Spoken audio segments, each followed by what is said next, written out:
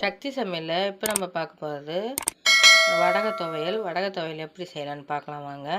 இப்போ ஒரு கடாய் வச்சு எண்ணெய் ஊற்றிங்க. எண்ணெய் ஊற்றிட்டு 3 பட்டை மிளகா, பூண்டு சேர்த்துக்குங்க. பூண்டு சேர்த்து நல்லா வறுத்துடுங்க. வறுத்துட்டு நம்ம இதேமாரி உருண்டை பிடிச்சி காய வச்சுருக்க வடகத்தை நம்ம உடச்சி சேர்த்துக்கலாம். பாருங்கள், உடச்சி நல்லா சேர்த்து நல்லா கருகிடக்கூடாது.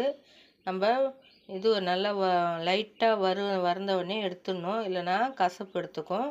அது கூடவே கொஞ்சம் புளியும் கொஞ்சம் கருவேப்பிலையும் சேர்த்து நல்லா வறுத்துட்டு நம்ம மிக்ஸி ஜாரில் சேர்த்து உப்பு சேர்த்து அரைச்சி எடுத்துக்க போகிறோம். சுவையான வடகை துவையல் சூப்பராக ரெடி ஆகிடும். தயிர் சாதம், சாம்பார் சாதத்துக்கெலாம் ரொம்ப விரும்பி சாப்பிட்லாம். டேஸ்ட்டும் சூப்பராக இருக்கும். ஒரு ட்ரை பண்ணி பாருங்கள்.